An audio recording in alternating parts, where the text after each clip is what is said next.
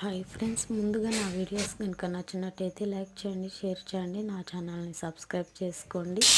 ముందుగా 3 పావుల నూనె పోసుకోండి. తర్వాత ఉల్లిపాయలు, తురిమిన ఉల్లిపాయలు వేసుకోండి.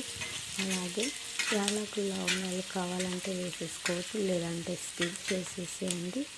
ఇప్పుడు మనం పసుపు, అల్లం వెల్లిపాయ వేసుకోండి. నేను అల్లం వెల్లుల్లి పేస్ట్ వేస్తున్నాను.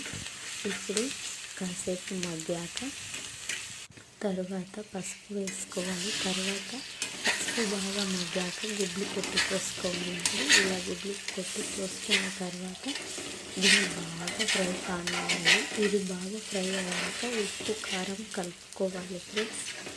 చాలా బాగుంటుంది. టేస్ట్ కూడా చాలా వెరైటీగా బాగుంటుంది ఫ్రెండ్స్. ఒకసారి మీరు ట్రై చేయండి, బాగుంటుంది. మీరే గుటకలు వేసుకుంటూ తింటారు. చాలా బాగుంటుంది. కారం పొడి వేసుకుంటున్నాను.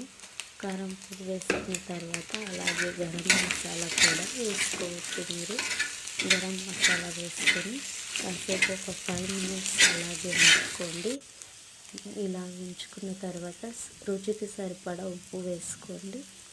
ఇలా ఉప్పు వేసుకున్న తర్వాత దీన్ని బాగా మగ్గనివ్వాలి. బాగా మగ్గిన తర్వాత ఇప్పుడు రెడీ అయిపోయింది ఫ్రెండ్స్. దీనిని మనం గరం మసాలా కూడా వేసుకోవచ్చు, లేదంటే స్కిప్ చేసేసుకోండి. చపాతీలోకి బాగుంటుంది ఫ్రెండ్స్. చపాతీలోకి చాలా రుచి